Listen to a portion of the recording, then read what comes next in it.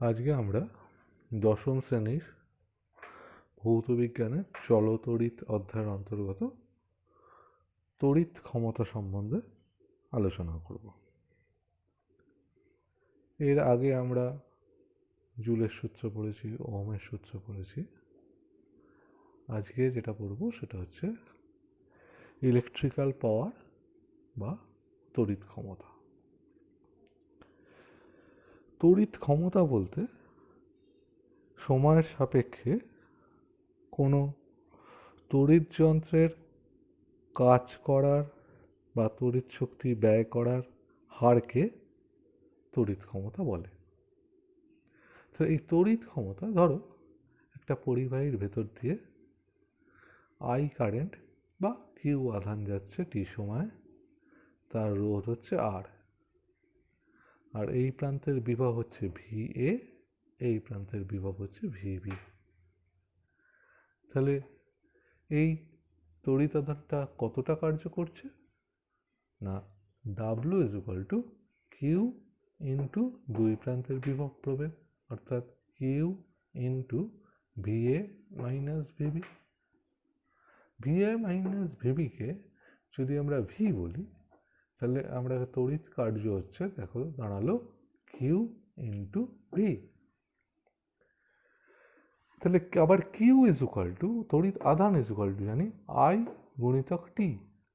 I যেখানে তড়িৎ প্রবাহ মাত্রা, টি যেখানে কত সময় ধরে তড়িৎ প্রবাহ মাত্রা হচ্ছে। তাহলে কিউ এর জায়গায় আমরা বসাতে পারি আইটি গুণিতক ভি। তাহলে কি দাঁড়ালো, W is equal to I T into V. তাহলে এটা হলো কার্য করছে। আবার আমরা ক্ষমতা জানি, কার্যকে সময় দিয়ে ভাগ করলেই আমরা ক্ষমতা পাই। তাহলে তড়িৎ ক্ষমতা, যন্ত্রটার তড়িৎ ক্ষমতা দাঁড়ালো কী হবে না, যে কার্যটা আমরা পেলাম সেই কার্যকে সময় দিয়ে ভাগ করব। অর্থাৎ কার্য হচ্ছে যদি ডাব্লু হয়, সময় যদি টি হয়, তাহলে ডাব্লু বাই টি হচ্ছে তড়িৎ ক্ষমতা। আবার এর আগের সমীকরণেই পেয়েছি W is equal two V I T, বিভব প্রভেদ গুণিতক প্রবাহ মাত্রা ইন্টু সময়। তাহলে টি টি কেটে গেল, পড়ে রইল ভি গুণিতক আই। তাহলে কোনো যন্ত্রের তড়িৎ ক্ষমতা আমরা দেখলাম বিভব প্রভেদ গুণিতক প্রবাহ মাত্রা। আবার এটাকে তাহলে P is equal two V I. তাহলে এই সমীকরণটাকে আবার একটু চেঞ্জ করা যায়। আবার আমরা দেখো ভি ইজ ইকুয়াল টু আমরা জানি আই আর। এটা কোথা থেকে পেলাম আমরা, V is equal to I R? মনে পড়েছে কি আমাদের? ওহমের সূত্র। ওহমের সূত্র থেকে আমরা পাই V is equal to I R. তাহলে ভি এর জায়গায় যদি আই আর বসিয়ে দিই, তাহলে সমীকরণটা দাঁড়ায় আই স্কোয়ার ইন্টু আর। আবার অন্যভাবেও করা যায়, আই এর জায়গায় আমরা ভি বাই আর বসাতে পারি, আই এর জায়গায় আমরা ভি বাই আরও বসাতে পারি। তাহলে সমীকরণটা দাঁড়াবে ভি স্কোয়ার বাই আর। তাহলে তড়িৎ ক্ষমতা ইজ ইকুয়াল টু ভি আইও লিখতে পারি, আই স্কোয়ার আরও লিখতে পারি, ভি স্কোয়ার বাই আরও লিখতে পারি। তাহলে কোনো যন্ত্রের তড়িৎ ক্ষমতা আমরা এসআই এককে সাধারণত ওয়াট দিয়ে প্রকাশ করি। 1 ওয়াট সমান সমান 1 ভোল্ট ইন্টু 1 অ্যাম্পিয়ার। আমরা অনেক যন্ত্রেই দেখেছি, ধরো তোমার বাড়িতে যে বাল্বটা রয়েছে সেখানে 40W কথাটা লেখা আছে। এই 40Wটা কথাটা লেখার মানে কি না, ওই বাল্বটা 1 সেকেন্ডে 40 জুল বা 40 জুল কার্য করছে। কি বললাম বুঝেছ? তাহলে বিভিন্ন যন্ত্রের গায়ে যে 100 ওয়াট, 200 ওয়াট, 40 ওয়াট, 50 ওয়াট লেখা আছে, সেগুলো হচ্ছে সেই যন্ত্রটার তড়িৎ ক্ষমতা। অর্থাৎ 1 সেকেন্ডে সে কতটা কার্য করছে তার আমরা রেটিং দেখলেই বলতে পারি। তাহলে সে কতটা শক্তি ব্যয়িত করছে সেই যন্ত্রটা, তাহলে আমরা কী করে পাবো? শক্তি ইজ ইকুয়াল টু আমরা জানি ক্ষমতা গুণিতক সময়। তাহলে শক্তি আমরা পার করবো কী করে? ওই যন্ত্রটার ক্ষমতা, তাকে কতটা সময় ধরে যন্ত্রটা চললো সেই সময় দিয়ে গুণ করব, যেটা পাবো সেটা হচ্ছে ওই যন্ত্রটা কর্তৃক ব্যয়িত শক্তি। তাহলে এই ব্যয়িত শক্তির একটা বহুল প্রচলিত একক হচ্ছে ওয়াট ঘন্টা। ওয়াট ঘন্টা মানে কি? 1 ওয়াট ক্ষমতা সম্পন্ন কোনো যন্ত্র 1 ঘন্টায় যে কাজ করে। ওয়াট তাহলে কি বললাম? 1 ওয়াট ক্ষমতা সম্পন্ন কোনো যন্ত্র 1 ঘন্টায় যে কাজ করবে তাকেই বলবো 1 ওয়াট ঘন্টা। তাহলে 1 ওয়াট ঘন্টা সমান সমান 1 ওয়াট ইন্টু 1 ঘন্টা। আবার 1 ওয়াট এটাকে একটু জুলে যদি আমি কনভার্ট করি তাহলে 1 ওয়াট তো 1 ওয়াটই রইল। 1 ঘন্টা এটাকে সেকেন্ডে নিয়ে যেতে হবে। 1 ঘন্টা মানে হচ্ছে 3600 সেকেন্ড। তাহলে 3600 সেকেন্ড রইল।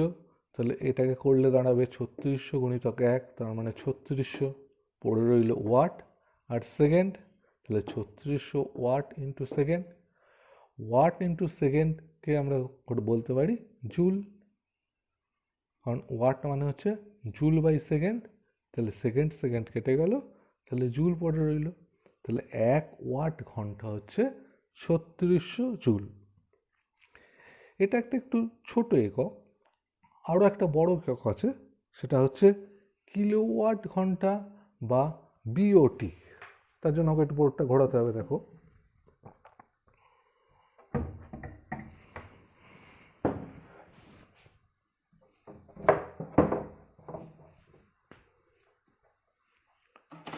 দেখো 1 কিলোওয়াট ঘন্টা বা বিওটি। বিওটি মানে বোর্ড অফ ট্রেড ইউনিট। এই বিওটিটা কী আবার? আমরা প্রত্যেকের বাড়িতে একটা ইলেকট্রিক মিটার আছে।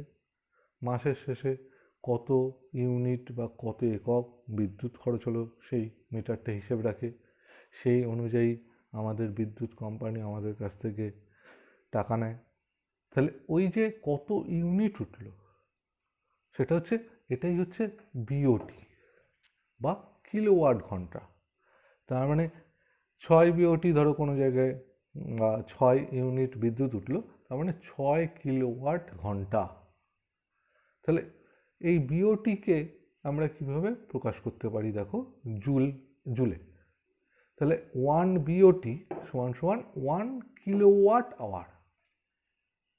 তাহলে 1 বিওটি মানে 1 কিলোওয়াট আওয়ার। তার মানে 1 কিলোওয়াট একটা যন্ত্র 1 ঘন্টা ধরে চললে যে কাজ করবে বা যে তড়িৎ শক্তি ব্যয় করবে সেটাই হচ্ছে 1 বিওটি। তাহলে 1 বিওটি সমান সমান 1 কিলোওয়াট ইন্টু 1 আওয়ার। তো 1 কিলোওয়াট সমান সমান 1000 জুল পার সেকেন্ড, কারণ 1 কিলোওয়াট মানে 1000 ওয়াট, কিলো মানে 1000, তাহলে 1000 ওয়াট মানে জুল পার সেকেন্ড বা joule to the power second to the power -1। আবার 1 আওয়ার মানে হচ্ছে 3600 সেকেন্ড। তাহলে দেখো, সেকেন্ড টু দি পাওয়ার -1 আর সেকেন্ড কেটে গেল, পড়ে রইল জুল। আর এখানে পড়ে রইল 3600 ইন্টু 1000। তার মানে এটা গুণ করলে দাঁড়াবে 3.6 into 10 two the power 6 joule. এই আকারে নিয়ে এলাম কেন? আবার 10 টু দি পাওয়ার 6 জুল মানে 1 মেগাজুল। তাহলে এটাকে আমরা লিখতে পারবো 3.6 মেগাজুল। তাহলে 1 বিওটি সমান সমান 1 কিলোওয়াট আওয়ার সমান সমান 3.6 into 10 two the power 6 joule সমান সমান 3.6 মেগাজুল। এবার এই দিয়ে আমরা বিভিন্ন রকম সমস্যা মানে পরীক্ষায় আসে। একটা ছোট্ট সমস্যা আমাদের একটু সমাধান করে আমরা দেখাই, তাহলে তুমি এই অনুযায়ী সবকটা সমস্যাই মোটামুটি সমাধান করতে পারবে আশা করি। ধরো একটা 100 ওয়াট বাল্ব আছে, প্রত্যেক দিন 5 ঘন্টা করে জ্বলছে। তাহলে 1 মাস বা 30 দিনে সে কত বিওটি বিদ্যুৎ খরচ করবে? তার মানে তোমার বাড়িতে একটা 100 ওয়াট বাল্ব রোজ 5 ঘন্টা করে জ্বালাচ্ছ, 1 মাসে তোমার মিটারে কত ইউনিট বিদ্যুৎ উঠবে। এটা যদি আমাদের জানা থাকে তাহলে আমার বাড়িতে মোট কটা যন্ত্র আছে, কীভাবে কতক্ষণ চলে জানলেই আমরা মিটারে আমাদের কত ইউনিট বিদ্যুৎ উঠবে সহজে আমরা বার করতে পারবো। তাহলে এই উদাহরণটাকে একটু দেখে নিই। তাহলে 100 ওয়াট বাল্ব 5 ঘন্টা প্রত্যহ জ্বললে 30 দিনে কত বিওটি বিদ্যুৎ খরচ হবে।